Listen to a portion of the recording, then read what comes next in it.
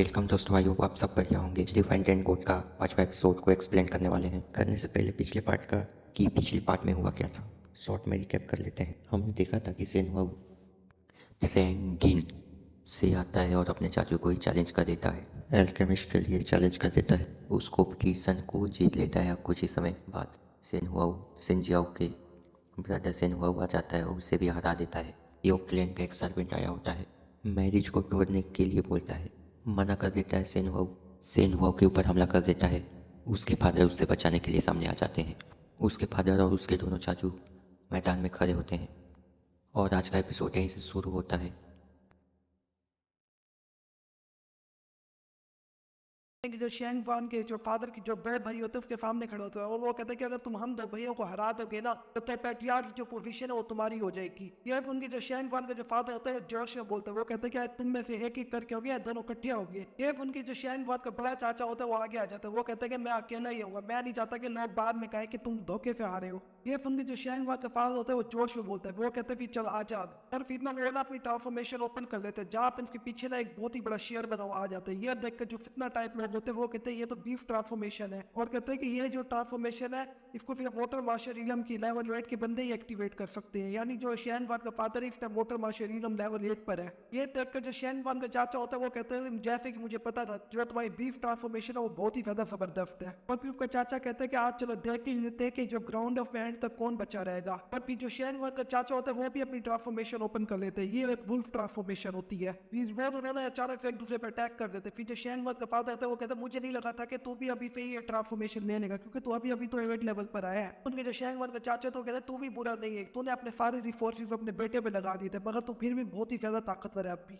और उनकी फिर बहुत ही ज्यादा खतरनाक बैटल चलने लग जाती है आपस में। तो ऐसा करते करते 1 घंटा गुजर जाता है और फिर हम लोग देखते हैं जो शेंग वन का जो फादर होता है वो अपने भाई को बहुत ही ज्यादा बुरी तरह लड़ाई में हरा रहा होता है। और एंड में वो अपना बहुत ही ज्यादा पावरफुल फिफ्थ अटैक अपने भाई पे करता है, जिससे उसका जो भाई होता है वो पूरी तरह हार जाता है। और भी शेंगवाद का फादर कहता है कि चलो अब तुम हार चुके हो। ये उनके जो उसका जो चाचा होता है वो कहता है कि माना कि मैं हार चुका था लेकिन तेरी हालत भी कोई खास अब अच्छी नहीं है। पीछे फिर शेंगवाद का तीसरा चाचा आ जाता है, वो कहता है कि अब तू भी लड़ाई के लिए हार ही मान ले, अब मैं ही फिर पेट्रियार्ट बनूंगा। तो मोटर मार्शल इलम के 7 लेवल पर होता है। ये उनकी जो शेंगवाद का फादर होता है वो कहता है कि मैं कैसे पेट्रियार्ट की पोजीशन इतनी आसानी से छोड़ देता हूँ। और फिर पीछे वे शेंगवाद आता है जो अपने फादर के कंधे पे हाथ रख कहता है कि आप बहुत ही अच्छे लग रहे थे लड़ते हुए। जब उनकी जो शेंगवाद का फादर खुश हुए कहता है कि तुमने सही कहा, मैं वैसे ही बहुत ही ज्यादा खूबसूरत हूँ, बस मैं अब बुढ़ा हो गया हूँ। तो फिर उसको कुछ 2 बंदे उठ के अरीना पे लेकर चले जाते हैं। फिर पीछे शेंगवान कहता है कि ना अब आप ये लड़ाई मुझ पे छोड़ दें। और फिर जो शेंगवान होता है वो अपने चाचे को कहता है कि अब मैं अपने फादर की जगह मैं लड़ूंगा। और फिर जो उसका चाचा होता है वो कहता है कि ये पेट्रियार्ट का कंपटीशन है, अगर लड़ाई में कोई बंदा मर भी जाएगा तो बाद में कोई पूछताछ नहीं होगी उससे। ये सुन के जो शेंगवान कहता है मैं तैयार हूँ। और फिर जो शेंगवान का चाचा होता है वो कहता है कि चल ठीक है तू अपने पे अटैक कर ले, और इसमें मैं कुछ भी नहीं करूंगा, मैं इस पे तुझे दोबारा अटैक नहीं करूंगा, मैं सिर्फ डॉज करूंगा।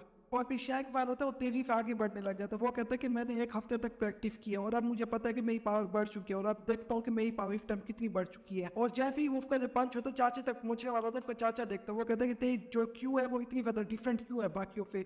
जो शेंगवान होता है वो उसी वक्त जो अपना पंच होता है अपने चाचे को मार देता है। ये देखकर जो उसका चाचा होता है फिर डोज कर लेता है। पंच पे एक बहुत ही ज्यादा बड़ा ब्लास्ट होता है। ये देखकर जो फायर एल्डर होते हैं शॉक हो जाते हैं। वो कहते हैं कि यार शेंगवान की पावर इतनी ज्यादा कैसे बढ़े। फिर जो दूसरा एल्डर होता है वो कहते हैं कि ये जो पंच है इसकी मोटर मास्टर रीडम लेवल 6 की पावर है इस पंच के अंदर इस टाइम। और फिर शेंगवान देखते हैं कि वहां पे एक शील्ड लगी होती है। और फिर जो उसका चाचा आता है वो कहते हैं कि जो मोटर मास्टर रीडम लेवल 5 पे है लेवल 6 की पावर इस टाइम इस्तेमाल कर रहे हैं। और वो कहते हैं कि शेंगवान वाकई मैंने अंडर एस्टिमेट किया था अभी। ये देखकर जो शेंगवान होता है वो कहता है कि इस पंच में मैंने अपनी बहुत सारी पावर लगा दी थी मगर इसको कुछ भी नहीं हुआ। फिर अचानक उसका जो चाचा होता है वो अपनी जो बीफ ट्रांसफॉर्मेशन होती है उसको एक्टिवेट कर लेता है और कहते हैं कि ये मैंने अपनी पहली बार बीफ ट्रांसफॉर्मेशन एक्टिवेट की है। ये देखकर जो शेंगवान होता है वो बहुत ही ज्यादा शौक हो जाता है। वो कहते हैं ये जो बीफ ट्रांसफॉर्मेशन है वो तो सिर्फ लेवल 8 के बंदे ले सकते हैं, तो तुम तो भी लेवल 7 पर हो तो तुम इसको कैसे ले सकते हो। ये सुनकर उसका चाचा होता है वो कहता है कि वाकई में ये लेवल 8 की पावर है। कहता है लेकिन मैं अभी ब्रेक थ्रू के बहुत ही ज्यादा करीब हूँ, कुछ ही दिनों तक मेरा ब्रेक थ्रू भी हो जाएगा, इस वजह से मैं लेवल 8 की बीफ ट्रांसफॉर्मेशन इस टाइम यूज कर रहा हूँ। अभी उसका चाचा होता है शेंगवान पे बहुत सारे अटैक कर देता है मगर शेंगवान उनसे बचने लग जाता है। और फिर जो शेंग वान होता है अपना अफोर्ड ड्रैगन फीफ को ना अपने चाचे पे चलाता है, मगर उसका चाचा फिर से डोज कर लेता है। और ये देखकर जो शेंग वान होता है बहुत ही ज्यादा शॉक हो जाता है। वो कहता है अब भी इसको कुछ नहीं हुआ और कहता है कि लगता है कि मुझे इस पे थोड़ा दूर जाकर हमला करना चाहिए इस पे। ये देखकर उसका चाचा तेजी से शेंग वान के ऊपर आ जाता है और वो कहता है कि तू बहुत ही ज्यादा फ्लो है, और तेजी से शेंग वान के मुंह पे एक ग्लास चढ़ देता है, जिससे जो शेंग वान होता है सीधा एल्डर्स के बीच में जाके बचता है। जो शेंग वान का चाचा होता है वो कहता है कि अगर शेंग वान तुझे 10 साल और दे दिए जाए ना तो मुझे आराम से हरा देगा। और कहते हैं लेकिन बड़े अफसोस की बात है कि आज जो पैट्रियार्क की पोजीशन है उसको मैं आज ही जीत जाऊंगा। तो फिर जो शेंग वान का चाचा होता है शेंग वान पे बहुत ही ज्यादा अटैक करने लग जाता है। ये देख के शेंग वान से बड़ी मुश्किलों से बचता है। फिर शेंग वान अपने दिल में सोचता है कि जो मेरा फूड ड्रैगन फीफ है उसने इसका कुछ भी नहीं बिगाड़ा, और जिस वजह से मेरे पास जितनी भी जो क्यू थी वो सारी खत्म हो चुकी है। तो शेंग वान होता है तेजी से अपने चाची के ऊपर अटैक करने के लिए बढ़ता है और कहता है कि अगर मैं डोज नहीं कर सकता तो फिर मैं अटैक करूंगा। ये देखकर जो उसका चाचा होता है वो कहता है कि आज मैं तुझे ऐसे कुचल दूंगा जैसे एक पत्थर एक अंडे को कुचल देता है। और इस अटैक को लगने के बाद भी जो शेंग वान होता है वो खड़ा हो जाता है। ये देखकर उसका चाचा कहता है कि तेरे अंदर जिगरा तो बड़ा है, कहता है लेकिन तुझे उस बंदे से नहीं लड़ना चाहिए जिसको तू ना हरा सके। ये सुन के जो शेंग वान होता है वो कहता है कि मैं भी बिल्कुल यही सोचता हूँ, कहते हैं लेकिन मैं तुझे इस टाइम हरा सकता हूँ। और कहते हैं कि मुझे तुझे हराने का एक चांस भी मिल गया, माना कि जो चांस है बहुत ही ज्यादा कमजोर है, कहते हैं लेकिन मैं फिर भी कोशिश करूंगा। ये जो शेंग वान का चाचा होता है वो कहता है कि यार इस लड़की की जो टेक्निक है वो बहुत ही ज्यादा अजीब है। जो शेंग वान होता है वो अपने दिल में सोच रहा होता है, कहता है कि मैं अपना जो अगला पंच होगा उसमें ना मैं अपनी दो तरह की टेक्निक्स को ना आपस में मिक्स करूंगा, एक व्हाइट टाइगर क्यू और एक अफोर्ड ड्रैगन क्यू। क्योंकि इस टाइम जो मेरी पावर है बहुत ही ज्यादा कम है, अगर मैं व्हाइट टाइगर क्यू को अकेला चलाऊंगा तो वो मुझे नहीं लगता कि इतना ज्यादा जख्म दे पाएगी मेरे चाचे को, क्योंकि अभी जो मेरे पावर लेवल है वो बहुत ही ज्यादा कम है। कहते हैं लेकिन अगर मैं इन दोनों को मिक्स करके चलाऊंगा तो जरूर बहुत ही ज्यादा बड़े जख्म आएंगे, और इसकी जो शील्ड है वो भी बहुत ही आसानी से टूट जाएगी। अगर एक दफे इसकी शील्ड टूट गई तब तो ये बहुत ही ज्यादा आसानी से हार जाएगा लड़ाई। जो शेंग वान का चाचा होता है वो तेजी से शेंग वान की तरफ बढ़ने लग जाता है और अटैक करते हुए कहता है कि इससे कोई भी मसला नहीं है, मेरा जो अगला अटैक है उसके सामने तू खड़ा भी नहीं हो पाएगा। तो कहता है मुझसे लड़ने के बजाय अब भी तो एक जगह खड़ा होकर अपनी सोचों में गुम हुआ खड़ा है, और अपने बहुत सारा जो अटैक है वो शेंग वान के ऊपर कर देता है। जो शेंग वान होता है वो भागने लग जाता है और अटैक से ना हल्का हल्का करके बचने लग जाता है। शेंग वान के अंदर से मियो निकल के आती है। वो कहते हैं कि तुमने इतनी जल्दी एक नई तरह की टेक्निक को ढूंढ ही लिया है। कहते हैं ये जो टेक्निक है ये बहुत ही ज्यादा पावरफुल होगी क्योंकि इसके अंदर तुम्हारी दो तरह की टेक्निक्स मिक्स होंगी। और कहते हैं कि इस टेक्निक के अंदर तुम उन दोनों टेक्निक की पावर को एक ही साथ इस्तेमाल कर सकते हो, जिससे ये वाली जो टेक्निक है इसकी पावर और ज्यादा बढ़ जाएगी, और जो तुम्हारा ओपोनेंट है उसके ऊपर दो टेक्निक्स के बराबर का डैमेज आएगा। फिर मियो कहती है अगर आसान लफ्ज़ों में बताऊं तो अगर तुम इस टेक्निक के अंदर और भी टेक्निक्स मिक्स करते जाओगे ना तो तुम्हारा जो पावर होगी ना टेक्निक की वो और भी ज्यादा बढ़ जाएगी, और जो तुम्हारा अटैक होगा पहले ज्यादा खतरनाक होगा। फिर जो शेंग वान का चाचा होता है वो तेजी से शेंग वान के ऊपर अटैक करने आ रहा होता है। ये देखकर जो शेंग वान होता है अपनी टेक्निक को चार्ज करने लग जाता है, और उसका जो चाचा होता है वो कहता है कि यार इस लड़के के साथ मैं जब भी फाइट करूं मुझे बहुत ही ज्यादा बुरी फीलिंग्स आ रही है, मुझे जल्द से जल्द इसको हराना होगा फाइट के अंदर। और फिर उसका चाचा होता है बहुत सारे क्रिस्टल फिर शेंग वान के ऊपर अटैक कर देता है। ये देखकर जो शेंग वान होता है उस अटैक को डोज नहीं करता, क्योंकि इस टाइम तक ना वो अपनी टेक्निक को चार्ज कर रहा होता है और उसको ना उस टेक्निक के ऊपर फोकस करने की जरूरत होती है। और फिर जो उसका चाचा होता है एक बहुत ही ज्यादा बड़ा क्रिस्टल बना देता है और उससे शेंग वान के ऊपर अटैक करने लग जाता है। और उसका चाचा कहता है कि अब तुम इस अटैक से नहीं बच सकते और आज की फाइट तुम हार चुके हो। और फिर जो उसका चाचा होता है उस क्रिस्टल को तेजी से शेंग वान के ऊपर फेंक देता है। ये देखकर जो शेंग वान होता है वो भी अपना फिफ्थ अटैक को चार्ज कर चुका होता है, और वो तेजी से जंप मार के उस क्रिस्टल के पास जाता है और उस क्रिस्टल के ऊपर एक जोरदार पंच मारते हैं। जो पंच इतना ज्यादा पावरफुल होता है उस क्रिस्टल को तोड़ के सीधा उस चाचे के अंदर जाके लगता है। फिर उसका चाचा होता है वो जमीन पे जाके लंबा हो जाता है और फाइट हार जाता है। ये देखकर एल्डर जल्दी से ना स्टेज पे आता है और शेंग वान कहता है कि आपसे तुम ये फाइट जीत चुके हो, और कल से ना तुम्हारे जो फादर होंगे वो शेंग फैमिली के लीडर बन जाएंगे। और हर तरफ ना शेंग वान के नारे लगने लग जाते हैं। और फिर जो शेंग वान का फादर होता है वो कहता है कि मेरा बेटा फ्यूचर में जाके शेंग फैमिली को बहुत ही ज्यादा ऊपर लेकर जाएगा। ये सुन के जो शेंग वान होता है वो भी अपने फादर को एक अंगूठा दिखाता है और थोड़ी देर बाद खुद भी लंबा हो जाता है उसी जगह पर। फिर हमारा सीन शिफ्ट होता है, जो मियो और रियो होते हैं वो शेंग वान के पास खड़े होते हैं। और फिर मियो कहती है मुझे समझ नहीं आती मैं तुम्हें क्या कहूँ, या तो तुम्हें बहादुर कहूँ या तो तुम्हें बहुत ही बड़ा बेवकूफ कहूँ। फिर मियो कहती है कि अगर तुम एक आम बंदे होते ना या तो तुम मर जाते या तो फिर जो तुम्हारी जितनी भी वेन है ना वो सारी खत्म हो जाती। उनकी जो शेंग वान होता है वो कहता है कि आपको अब भी लगता है कि क्या मैं अब भी एक आम बंदा कहा जा सकता हूँ। फिर शेंग वान होता है अपनी जगह से खड़ा हो जाता है और कहता है देखो मैं अब भी ठीक हूँ, अगर तुम लोगों को यकीन नहीं होता तो मुझे अच्छे से देख लो। फिर उनकी जो बी होती है उसको गुस्सा आ जाता है, वो कहती है कि अगर तुम्हें कुछ हो जाता तो फिर क्या होता। ये उनकी जो शेंग वान होता है वो बहुत ही ज्यादा खुश हो जाता है, वो कहता है कि मुझे लगता है कि सिस्टर बियो को भी मेरी बहुत ही ज्यादा परवाह है। ये उनकी जो बी होती है वो बहुत ही ज्यादा शर्माने लग जाती है और फिर कहते हैं कि अगर हमारा ब्लड कॉन्टैक्ट ना हुआ होता मुझे तुम्हारी लाइफ की जरा ही परवाह ना होती। जो शेंग वान होता है उसको अचानक से कुछ याद आता है और कहता है कि मैं एक चीज तो बिल्कुल भूल ही गया था। अभी शेंग वान अपनी कबर्ड खोलता है और उसमें फिर एक वाइन की बोतल निकाल लेता है और कहता है कि सिस्टर मियो ने मुझे कहा था कि अगर मैं ना हेल्थ स्पिरिट ग्राफ की ना थोड़ी सी वाइन बना लूंगा ना तो उससे जो मेरी रिकवर करने की स्पीड है वो और भी ज़्यादा हो जाएगी, और इससे हमारी जो स्पीड पावर है वही बहुत ही तेज़ी से बढ़ने लग जाएगी। और कहते हैं कि अब यही सही वक्त है कि अब हम इस वाइन को पी लें। तो जो मियाँ होती है वो वाइन पी कर कहते हैं वाकई में हेल्थ स्पीड ग्राफ ना हेवन और अर्थ का ट्रेजर कहने के काबिल है। और कहते हैं कि इसकी एक कप ने ना हमारी 10% स्ट्रेंथ को ना रिकवर कर दिया है। फिर उनके जो शैंग वाला होता है वो बहुत ही ज़्यादा खुश हो जाता है, कहता है कि अगर ये इतनी ज़्यादा काम किया तो मेरे पास जो आधी बची है उसकी मैं वाइन बना देता हूँ जल्दी से। ये सुन के जो बी होती है वो कहते हैं कि नहीं, तुम इसको अपने पास ही रखो। कहते हैं कि माना कि ये जो हेल्थ स्पीड ग्राफ है ये बहुत ही ज़्यादा कीमती ट्रेजर है, लेकिन ये जो हमारे तरह की जो लेवल की वॉलेट है ना उन पे बहुत ही ज़्यादा कम असर करती है। फिर जो मी होती है वो कहते हैं कि सिस्टर बीओ बिल्कुल ठीक कह रही है, तुम्हें जल्द से जल्द कोशिश करनी चाहिए कि तुम ट्रू माशरीला में चले जाओ, फिर जाके तुम हमारी मदद कर पाओगे। ये जो शैंग बार होता है वो कहता है कि लगता है कि जो ट्रू माशरीलम के जो वॉरियर है वो बहुत ही ज़्यादा पावरफुल होते होंगे। जो बी होती है वो कहते हैं कि बेवकूफ़, तुम मोटर माशरीलम के लोग हमेशा यही सोच तो रखते हो कि जो ट्रू मार्शल इलम है वो बहुत ही ज़्यादा पावरफुल लेवल है। और फिर जो बी होती है शैंग वान के पास आके उसको गिरवान पकड़ लेती है और कहते हैं क्या ट्रू मार्शल इलम भी पावरफुल लेवल कहने के काबिल है। और फिर जो मी होती है वो कहते हैं कि मुझे एक बहुत ही ज़्यादा जरूरी चीज़ अब जाकर याद आई है। और फिर जो बी होते हैं वो शैंग वान को उठा के दूर पहन देते हैं और कहते हैं जो ट्रू मार्शल इलम है उसके ऊपर निर्वाणा लेवल आता है और उसके ऊपर इमोटल मार्शल इलम आता है। कहते तुम बेवकूफ़ लड़के, क्या कभी तुमने इनके नाम भी सुने हैं? और फिर जो शैंग वान होता है वो कहता है कि मैं ये सब कुछ जानता हूँ, लेकिन आपको इन सब बातों पर इतना ज़्यादा गुस्सा करने की जरूरत तो है नहीं। फिर जो बी होती है वो शैंग वान के ऊपर बैठ जाती है। ये देखकर जो मी होती है वो कहते हैं कि इस टाइम जो सीनियर सिस्टर है वो नशे में है और कहते हैं कि इन्होंने कभी भी शराब नहीं पी, इस वजह से ये एक घूंट भी पी लेंगी ना ये उसी वक्त नशे में आ जाएंगी। ये सुन के जो शैंग वान होता है वो कहते हैं क्या ये बात तो मुझे पहले नहीं बता सकती थी? ये सुन के जो मी होती है वो कहते हैं कि हम जो कल्टीवेटर होते हैं हम लोग कभी भी नशे में नहीं आते, क्योंकि जो हमारी ट्रू क्यू होती है वो हमें नशे में आने ही नहीं देती। तो मगर इस टाइम हम दोनों बहनों की जो ट्रू क्यू है पूरी तरह खत्म हो चुकी है, इस वजह से जो सीनियर सिस्टर है वो नशे में आ गई है। फिर जो बी होती है वो जमीन पे एक जोरदार पैर मारते हैं, जिससे जो शैंग वान का बेड और उसका जो नीचे जमीन होती है वो भी दो हिस्सों में कट जाती है। और फिर बी होती है वो शैंग वान के ऊपर बैठ के उसके बाबू मरोड़ने लग जाती है और कहती है कि मैं तुम्हें बहुत ही ज्यादा अच्छे से ट्रेन करूंगी, तुम्हारी बात बहुत ही ज्यादा जल्दी से बढ़ा दूंगी। और उसकी बात जोर से खींचने लग जाती है और ये देखकर जो शैंग वान होता है वो फिर चीखे ही मार रहा होता है। वो कह रहे थे कि अब तुम इस वाले मुंह से जरा बच के दिखाओ। फिर हम देखते हैं जो बीओ है वो शैंग वान के ऊपर ना बहुत सारी लातें चला देती है और शैंग वान उनसे बचने लग जाता है। और फिर शैंग वान अपने दिल में सोचता है कि जो फिफ्टर बीओ है उनके पास ना यिन वेन्स है, कहते हैं इनसे मुकाबला करने के लिए मुझे अपनी यांग वेन्स को ओपन करना पड़ेगा। कहते हैं फिफ्टर बीओ के साथ मुकाबला करना बहुत ही ज्यादा मुश्किल है, लेकिन कहते हैं कि अगर मैं इनके साथ ट्रेनिंग करूंगा तो मेरी वर्मेलियन बर्ड की टेक्निक बहुत ही ज्यादा जल्दी अपग्रेड होने लग जाएगी और इसकी पावर बहुत ही जल्दी बढ़ जाएगी। बीओ कहते हैं तुम्हारी स्पीड तो बहुत ही ज्यादा अच्छी है, कहते हैं लेकिन अभी भी काफी नहीं है मेरे लिए। बीओ क्या करते हैं आसमान में चल जाते हैं और उसके बहुत ही सारे क्लोन बन जाते हैं और वो कहते हैं कि अगर तुम इस अटैक को पास कर जाओगे तो इसका मतलब है कि तुम ये जो ट्रेनिंग है उसको पास कर दे हो। फिर बीओ देवी फिर ना शैन फान की तरफ जाती है और उसको एक किक मार देती है, जो वहां पर ना एक बहुत ही ज्यादा बड़ा ब्लास्ट होता है और जो शैन फान होता है उस पहाड़ की चोटी फोड़ के नीचे गिर जाता है। यह देखकर जो बीओ कहते हैं ये क्या, मैंने गलती से लगता है कि अपनी बहुत ही ज्यादा पावर इस्तेमाल कर ली है। फिर बीओ पहाड़ की चोटी में खड़े होकर शैन फान को आवाज निकालने लग जाती है और उसको बुला रही होती है। अचानक फिर ना जो शैन फान होता है वो बीओ के पीछे आ जाता है और कहता है कि ये तो बहुत ही ज्यादा क्लोज था, मैं बार बार बच गया हूँ आज। और फिर वो बीओ को कहता है कि अगर आप इसमें अपनी ट्रू की इस्तेमाल करती तब तो मैं पक्का ना हेल गोड से मिलने चला जाता। ये देखकर जो बीओ होती है वो बहुत ही ज्यादा शौक हो जाती है। मियो शैंग फान को कहते हैं कि मुझे ये बताओ कि तुमने वर्मेलियन बर्ड फायर टेक्निक को कब सीखा था? ये उनके शैंग फान कहते हैं इसको मैंने 2 दिन पहले ही सीख लिया था, कहता है मैं आप लोगों को ये टेक्निक दिखाना चाहता था, पता नहीं कैसे मैं भूल गया एकदम।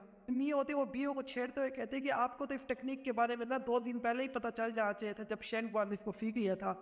अब शैंग फान की जो चोटें उनसे कुछ ज्यादा तो परेशान नहीं हो गई थी। थोड़ी देर बाद शैंग फान कहता है कि अगर सिस्टर बीओ को मेरी इतनी ज्यादा परवाह है, अगर मैं मर भी गया ना अब मुझे इस बात का कोई गम भी नहीं होगा। ये सुन के जो बीओ होती है उसको बहुत ही ज्यादा गुस्सा आ जाता है और वो तेजी से जाके शैंग फान के पेट के ऊपर एक कोनी मार देती है और शैंग फान वहीं नीचे गिर जाता है। और फिर बीओ उसको कहती है कि ना आप तुम ना 3 घंटे और ट्रेनिंग करोगे सजा के तौर पे। फिर हमें एक शैंग फान को दिखाया जाता है जो बहुत ही बड़े जंगल के ऊपर से ना गुजर रहा होता है उड़कर। शैंग फान कहता है वैसे तो ये जो वर्मेलियन बर्ड टेक्निक है ये बहुत ही ज्यादा कमाल की है, कहते हैं लेकिन इसको कंट्रोल करना बहुत ही ज्यादा मुश्किल है, कहता लगता है कि मुझे इसको मास्टर करने के लिए भी टाइम लगेगा थोड़ा। शैंग फान को अचानक से जंगल के अंदर बहुत ही ज्यादा आवाजें आने लग जाती है और साफ पता चला होता है कोई अंदर लड़ रहा है। फिर हमें कुछ लोगों को दिखाया जाता है जो ना बहुत सारे डाकुओं से लड़ रहे होते हैं और फिर जो शैंग फान होता है ऊपर से उड़ रहा होता है और वो कहता है कि ये तो क्लाउड टेक्निक है, ये तो फिर अफवान फैमिली के लोग ही ज्यादातर इस्तेमाल करते हैं। फिर उस ग्रुप में ना डाकुओं का लीडर भी आ जाता है और वो उस लड़के की तलवार को ना एक ही अटैक से दूर फेंक देता है। वो जो डाकुओं का लीडर होता है वो कहता है कि मुझे जरा भी नहीं परवाह कि तू किस फैमिली से और कहाँ से है, लेकिन आज के दिन ना लड़के तो अपनी जेबें यहीं पे खाली करवा कर ही जाएगा यहाँ से। लेकिन उसी वक्त ना एक लात आती है जो ना डाकुओं का जो लीडर होता है उसके मुंह पे आके लगती है और वो पीछे उड़ के जाकर गिरता है। और फिर हमें दिखाया जाता है वहीं पर ना शैन फान आ जाता है और कहता है कि लगता है कि मैं बिल्कुल वक्त पर पहुंचूं, यहाँ पर।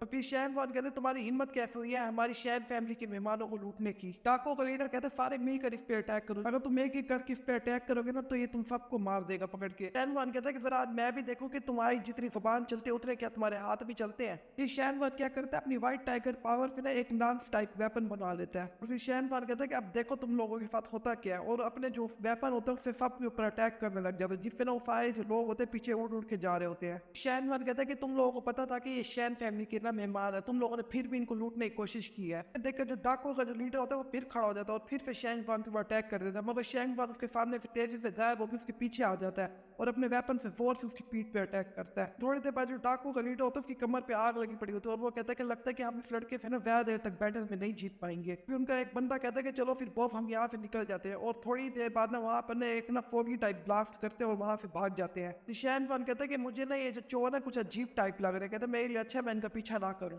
पीछे से वो दो लड़के आते हैं जो शैन वान को रिस्पेक्ट देते हैं, और उनमें से एक कहता है कि मेरा नाम ना वान मिंग है और दूसरा कहता है मेरा नाम वान फीलिंग है। तो दोस्तों हमें इनका नाम याद रखने की जरूरत नहीं है, ये फाइट करेक्टर है, इसी चैप्टर के अंदर अंदर चले जाएंगे। फिर उनमें से एक लड़का कहता है कि जो मेरी जो कल्टीवेशन लेवल है वो जरा भी अच्छा नहीं है, कहता है कि अगर आज आप लोग हमारी मदद करने ना आते ना मैं तो कब से ही उन लोगों के हाथों मारा जाता। शैन वान कहता है कि मुझे लगता है कि वो लोग ना कोई आम चोर नहीं थे, वो मुझे उनकी जो टेक्निक है बहुत ही ज्यादा अजीब लग रही थी। ये सुनकर उनमें जो दूसरे वाला लड़का होता है वो कहता है कि आपको ऐसा क्यों लग रहा है। फिर शैन वान कहता है उनका जो लीडर था ना वो फिक्स लेवल मोटर मास्टर रीलम पे था। कहता है तुम्हें क्या लगता है कि जो फिक्स लेवल मोटर मास्टर रीलम पे हो वो एक डाकू बनना पसंद करेगा? उसकी पावर के हिसाब से वो कहीं पर भी यानी अगर किसी भी जगह चला जाए सिटी में चला जाए उसको बहुत ही ऊंची अच्छी पोस्ट मिल जाएगी। ये उनके जो उनमें जो दूसरे वाला लड़का होता है कि कहता है कि फिर ब्रदर शैन आपके हिसाब से इसका क्या मसला होगा, यानी इसका क्या मतलब हो सकता है। शैन वान कहता है मैं अभी इस मामले में पूरा श्योर नहीं हूँ, कहता लेकिन तुम इस बात की फिक्र ना करो, शैन फैमिली की टेरिटरी में कोई भी तुम्हें ना जख्मी करेगा ना तुम्हारी जान को खतरा होगा। थोड़ी देर बाद ना वो लड़के शैन वान के साथ जा रहे होते हैं। उनमें एक लड़का कहते हैं जो वान वानोफ की नजर तो बड़ी दूर की है, उसने तो बड़ा सही बंदा पकड़ा हुआ है। उनमें दूसरा लड़का कहता है कि जो ब्रदर शैन है उनका दिमाग भी बहुत ही ज्यादा तेज है, उनकी पावर भी बहुत ही ज्यादा कमाल की है, और कहते हैं कि फिर आप तो कमीने याओ फैमिली के लड़के से कई गुना ज्यादा अच्छे हैं। जो शैन वान होता है वो कहता है क्या तुम याओ तियान हुआ के बारे में बात कर रहे हो? फिर उनमें जो दूसरा लड़का होता है वो बहुत पड़ता है, वो कहता है कि जो याओ तियान हुआ वो बचपन से ही लड़कियों की तरह उसको लोग ट्रीट करते हैं और वो अपने आप को लगता है कि लड़की ही समझते हैं, बिल्कुल नाजुक बन के फिरता रहता है। और फिर दूसरा लड़का कहता है लेकिन वो ख्वाब बहुत ही ज्यादा बड़े देखता रहता है, अब भी हमारी जो यंग मिस से शादी करना चाहता है। फिर अचानक से ना उनके सामने ना एक घोड़ा गाड़ी आ जाती है और उनमें से ना एक अटैक तेजी से निकलता है जो ना उन तीनों की तरफ बढ़ने लगता है, लेकिन जो शैन वान होता है उस अटैक को अपने हाथ से ही पकड़ लेता है। उस गाड़ी में से आवाज आती है और वो कहता है कि तुम तीनों कमीने जल्दी बताओ कि तुम तीनों हो कौन, वरना तो आज तुम तीनों यहीं पे मारे जाओगे मेरे हाथों। फिर उनके शैन वान बोलता है, कहता है कि शैन वान शैन फैमिली से। शैन वान ऊंची आवाज से बोलता है और कहता है कि तू है कौन और तेरी इतनी हिम्मत कैसे हो गई है कि तू शैन फैमिली में आके बदमाशियां दिखा रहा है। उस गाड़ी में एक बंदा बैठा होता है और वो कहता है कि ये कमीना शैन वान, इसको पता है कि ये याओ फैमिली की गाड़ी है और ये फिर भी हमारा आगे इतनी बदतमीजी से बात कर रहा है, और ये जो घोड़ा गाड़ी से जो बंदा होता है वो बाहर निकल के आ जाता है। शैन वान उसकी तरफ देख कर कहता है तू तो याओ तियान हुआ है ना, जैसा कि मैंने तेरे बारे में सुना था तो बिल्कुल वैसा ही निकला। शैन वान कहता है ओ आप तो याओ फैमिली की यंग मास्टर है जो पी रिफाइनिंग के अंदर बहुत ही बड़े जीनियर है। ये उनके जो याओ तियान हुआ होते हैं वो अपने दिल में सोचते हैं कि लगता है कि ये लड़का जानता है कि अपने से जो ताकतवर होते हैं उनके सामने कैसे तमीज से बोला जाता है। लेकिन फिर शैन वान अपनी औकात पे दोबारा आ जाता है और कहता है कि ये कितना बुरा है कि आपको एक